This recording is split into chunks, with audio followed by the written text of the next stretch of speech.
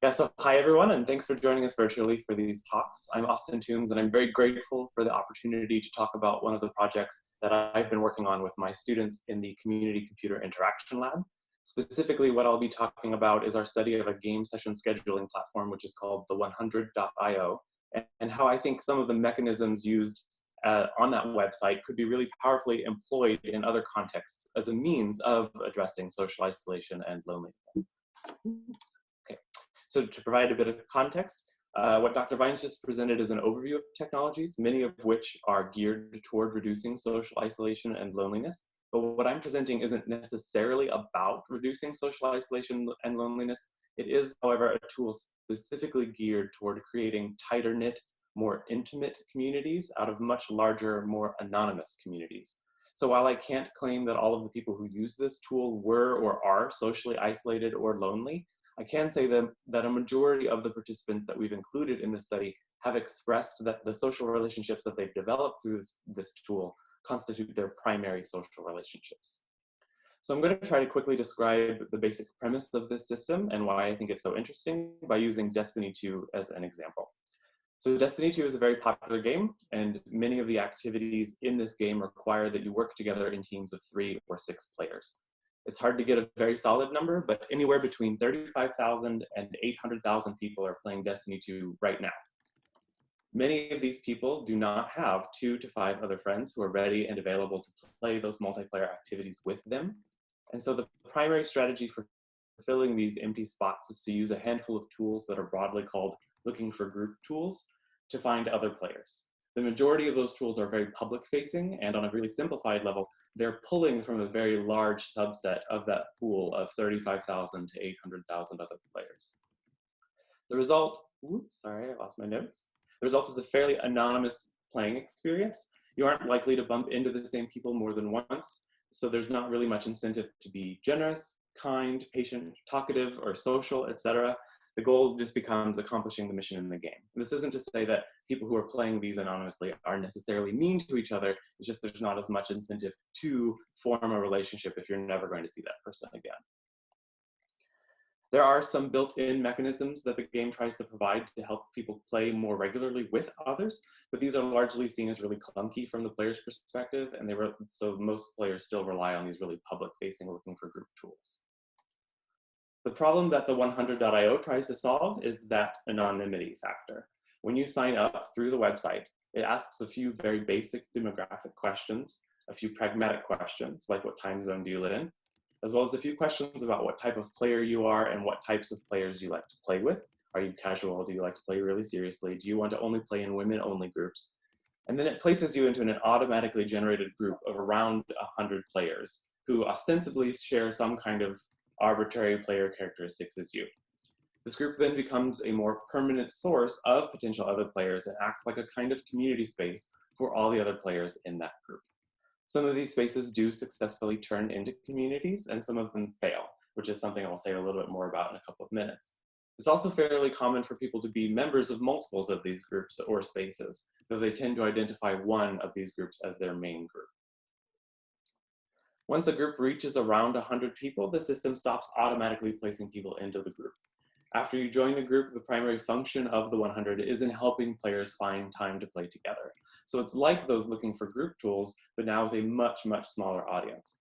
Additional players are still occasionally pulled from that larger pool of players, but for the most part, players' pools are limited to those 100 or so other players in their group. So there are a few things that I think are really special about this as a result of this kind of large group segmentation. First, players experience more regular interactions and recognize each other over time. The smaller size groups also have built-in accountability systems that allow players to sort of rate each other in a very limited way, which keeps them from being jerks all the time. Otherwise, they won't have anybody to play with. And the smaller groups are more manageable because those who are maintaining the groups actually know the people that they are managing. There's also a lower barrier to belonging to these groups because the only criteria for belonging in the group is that the system assigned you to the group in the first place. And the system enables low-stakes commitments to spend time with each other through scheduled gaming activities. This low-stakes, lightweight scheduling function is what most attracted many of our participants to the site in the first place, because it allowed them to carve out time in their weeks explicitly for these very social activities. So that's a really rushed explanation about what the 100.io does. I used Destiny 2 as the main example because that was the first online game that the 100 supported, but it now supports many other games. I think the basic concept that the 100 uses is a really fascinating one, and it's one that I've been trying to explore more in several other projects within my research group.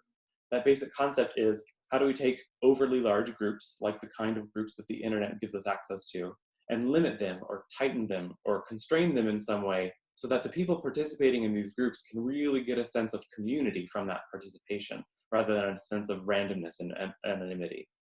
So how do we make sure that there are at least a handful of people in these groups that are willing to do the maintenance work and really willing to manage these groups and ensure that they are successful? And what mechanisms can we use to segment these large groups in order to avoid just creating hundreds of homogeneous groups?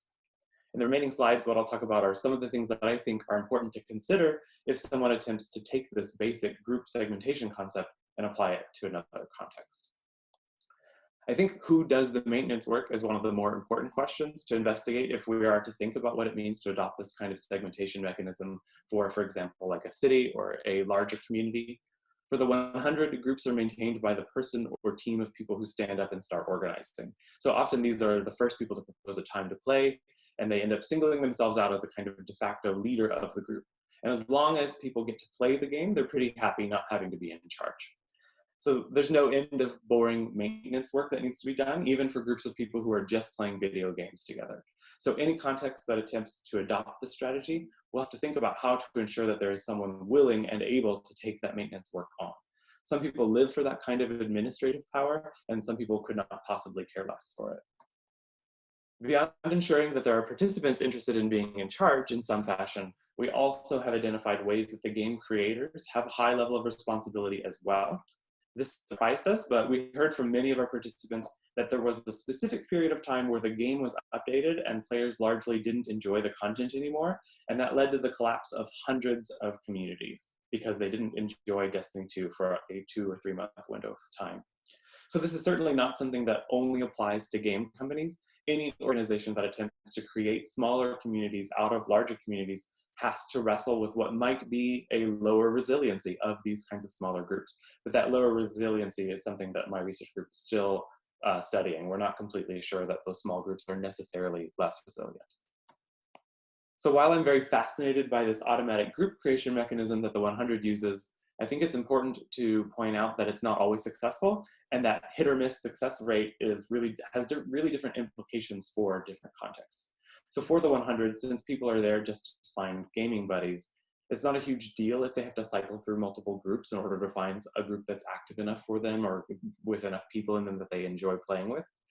Likewise, if a community that was going to be strong suddenly isn't anymore, people are left without their group, but they are able to find one eventually. But when translating this concept to another type of context, especially a more serious context like an application built specifically to combat social isolation and loneliness, you'd want to make sure that there are a lot of mechanisms in place to make sure that this kind of collapse doesn't necessarily happen that often. So making sure that there are people in those groups that are willing to do that maintenance work, making sure that there are some safety nets in place in case the content quality drops, whatever that means for a given context, and people end up stopping their participation. The final thing that needs to be considered in a potential translation of this approach to another context is a consideration for what kinds of segmentation strategies actually make sense for that context. So for the 100, it makes sense to segment people along time zone boundaries because that helps people schedule time to actually play together. It also makes sense to segment groups along the lines of what gaming systems they use. Those are really practical decisions. There are a few less practical, 1 minute, still please, important Mr. segmentation. Oh, thanks, that's great. Some of these less practical but still important segmentation factors, like do they just want to play with other students, or are they parents and they only want to play with other parents who might be forgiving of children walking in and being really loud on the microphone? Other contexts might also consider geography, age, other types of shared interests, maybe personality types. But there are, of course, really dangerous segmentation decisions as well, which we'd want to avoid in order to prevent just creating homogeneous bubbles that people participate in online. So I know I've gone in a couple of different directions in this short presentation, and I want to recap what I think is the highlight here. I think there's a lot of power in creating smaller group spaces out of what would otherwise be massive, unruly spaces. I also think it's completely possible to create really tight-knit communities using even some automatic methods of segmenting these groups. There are a lot of things to keep in mind, such as who has to do the work, who would be attracted to these groups, and who's responsible for making sure that they thrive. But thinking about these segmentation strategies and how they can be applied in other contexts is a potential area of interest for social isolation and loneliness research. And my research group and I will be working on that intersection next, and I think it'd be really exciting for other people to be working on that area with us. Great. Thank you. Thank you very much. Great talk. A question that I've got is there any evidence that there are certain games that lend themselves more to this than others? And could you perhaps also say whether you think there are any games that might have a particular mental health relevance? So I would say that there are a lot of games that are more specifically geared toward multiplayer activity that could be smaller or more tightly knit, especially ones that are maybe a little bit less random. So like with Destiny 2, a lot of the communities that we found and the reason that they felt so tightly connected to each other is there are a lot of regular activities that you almost have to grind through in order to raise your level or whatever. I'm not really a very proficient Destiny 2 player, but there are some things that you have to do every week. And so it's easier to have regularly scheduled time in order to do those regular activities rather than every week having to scramble to find 5 other players to play with. And so in those particular instances, there is a lot of benefit to those regular activities. And we found in these communities that the initial interest is to play Destiny together, but over time, it's very clear that like over time that goal of playing Destiny together becomes replaced with the goal of spending time with their Destiny 2 friends, and whatever activities are taking place, that's fine with them.